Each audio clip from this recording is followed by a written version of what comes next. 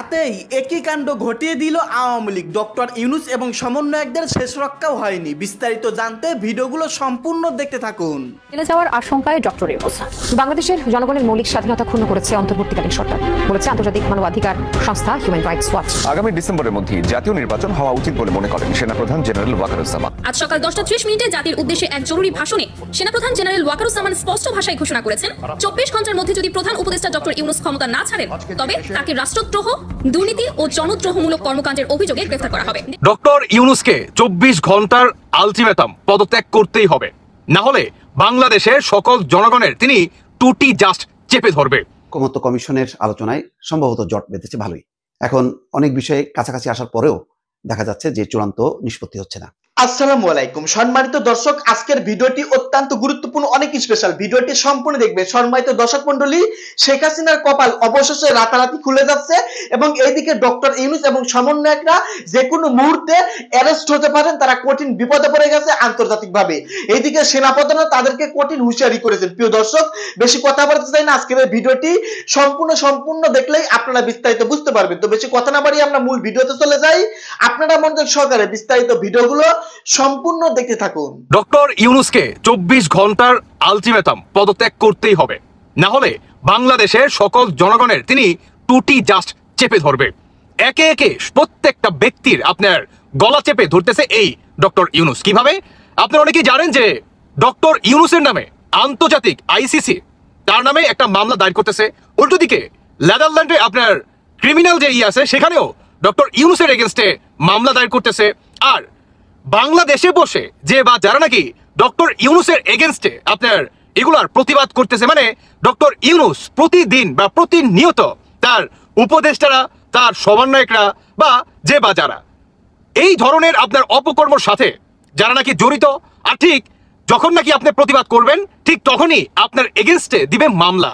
মানে আমি বলতে চাচ্ছি, আমাদের বাংলাদেশে দেখেন এই অন্তর্বর্তীকালে সরকারের এগেনস্টে গোলাম মাওলানা রনি, তারপর হচ্ছে আপনার যে সাংবাদিক মাসুদ কামাল, তারপরে আরো দুই একজন, মানে যারা নাকি বর্তমান কথা বলতেছে তাদের এগেনস্টে ডক্টর ইউনূস মামলা দিলেন। কেন দিলেন?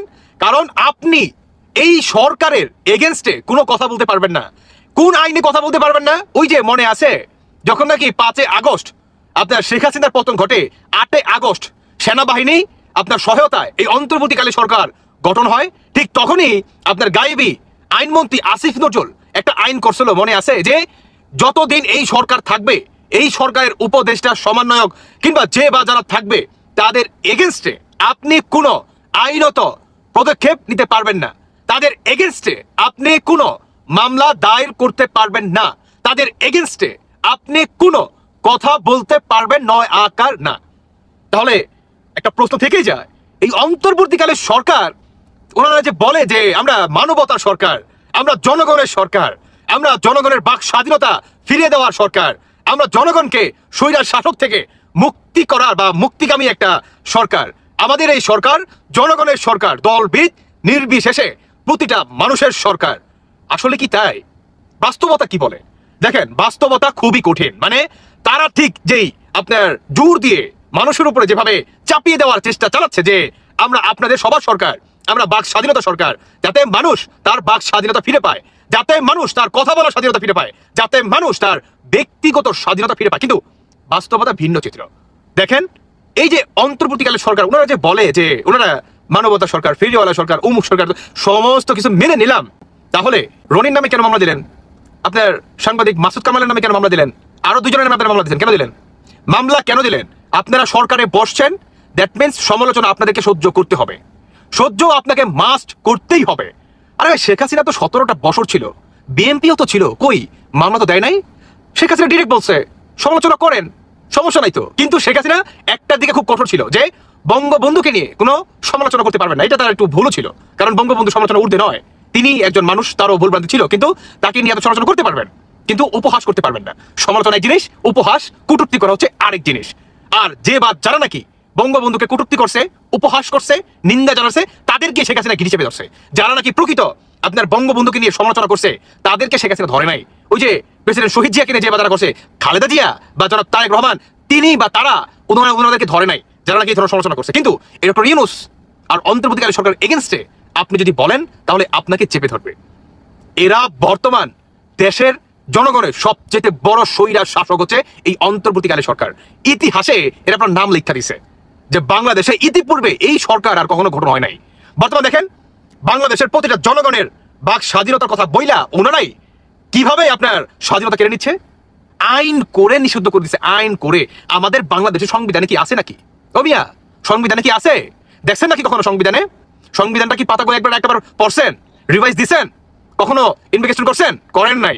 একটাবার কইরা দেখেন এই সরকার কত লেভেলের, কোন অ্যাঙ্গেলের, কত প্রকার এবং কিভাবে সংবিধানকে অপমান অবদস্থ করছে এই সরকার। এটা দিয়েও মনে করেন করে নাই, পরোয়া করে নাই। এটা এইভাবে বলতে হয়, বুঝতে পারছেন? এই ডক্টর ইউনূসকে পদত্যাগ করতেই হবে, মাস্ট। না হলে দেখবেন বাংলাদেশে মামলার বাণিজ্য তো হয়েছেই, দেখবেন এই সরকার এমন একটা স্বৈরা শাসক সরকার হবে রে ভাই। উনি 5 বছর বলছে না, উনি আর 10 বছর থাকবে যদি ওনার এগেনস্টে আপনার পদত্যাগ দাবি আপনারা না তোলেন। তাই একটাই দাবি থাকবে, সেটি হচ্ছে 24 ঘন্টার ভিতরে এই ডক্টর ইউনূসের এগেনস্টে পদত্যাগের একটা মিছিল আমাদের বের করতে হবে, মাস্ট। দেখেন ভাই বর্তমান আওয়ামী লীগের তো কোনো অবস্থান নাই, কিন্তু আপনারা ভুলে যায়েন না যে আওয়ামী লীগ কাম ব্যাক করবে না। কারণ আওয়ামী লীগ এখন পর্যন্ত ইনস্ট্যান্ট নাও আপনার 40 থেকে 45% সমর্থককারী করার একটা দল। এই জনসংখ্যক মানুষ কিন্তু এখন পর্যন্ত কথা কিন্তু বলতেছে না। তারা একটা নির্ধারিত জায়গায় কিংবা একটা লোকেশনে তারা বর্তমান জাস্ট সাইলেন্ট হয়ে বৈশাখী স্যার সাপের মতো ফুসফুস করে ফুলতেছে। কেমন যখন নাকি গর্ত থেকে বের হবে না, এক একটা সুবল সহ্য করতে পারবেন তো? পারবেন সুবল? কারণ আমি কেন বললাম, কারণ আওয়ামী লীগকে বের হয়ে আসতে হবে। আওয়ামী লীগকে প্রমাণ করতে হবে যে বাংলাদেশে he is the party, he is the political leader, যেই লিডারের নেতৃত্বে আমরা 71 সালেও পাক বাহিনীদের এগেনস্টে আমরা দাঁড়াইছি। প্রতিনিয়ত ভাষা আন্দোলনে হোক, আওয়ামী লীগের ব্যাপক একটা অবদান ছিল, ছাত্রলীগের চরম একটা অবদান ছিল। ঠিক ওই একই অবদান, ঠিক 1971 সালের মতো সেই অবদান আপনাদেরকে 25 সালে এসে সেটা ঘটাতে হবে। আমরা সেই আওয়ামী লীগের কামনা করতেছি, মনের অন্তঃস্থল থেকে অপেক্ষায় আছি আমরা সেই আওয়ামী লীগকে আমরা দেখতে পারবো অচিরেই। কারণ এই স্বৈরা শাসকের এগেনস্টে বর্তমান আপনার ওই ভাষা আন্দোলনের আওয়ামী লীগ, 1971 সালের আওয়ামী লীগ, পাক বাহিনীদের এগেনস্টে সর্বপ্রথম মাওলানা ভাসানীর হাত ধরে যে আওয়ামী লীগ বাংলাদেশের স্বাধীনতা নিয়ে কথা বলছে, আমরা সেই আওয়ামী লীগকে এখন এই 25 সালে আইসা খুবই মিস করতেছি। আমরা কি পারবো বা আমরা কি দেখতে পারবো সেই আওয়ামী লীগকে? যদি বাংলাদেশকে বাঁচাতে হয় তাহলে আমি বলতে চাই বাংলাদেশের সার্বভৌমত্ব, স্বাধীনতা, সার্বভৌমত্ব, বাংলাদেশের প্রতিটি জনগণের বাক স্বাধীনতা ফিরিয়ে দিতে পারে একমাত্র he is the party, Awami League. এই পার্টি পারে। এই পার্টির ভিতরে অনেক ভুলভ্রান্তি ছিল, অনেক প্রচুর পরিমাণ, হিউজ পরিমাণের, কিন্তু বর্তমান সেটা একটু সাইডে রেখে আমাদেরকে আওয়ামী লীগকে বর্তমান সামনের দিকে আগে আসতে হবে। আওয়ামী লীগকে আসতে হবে, আপনাদেরকে আসতে হবে, মাস্ট।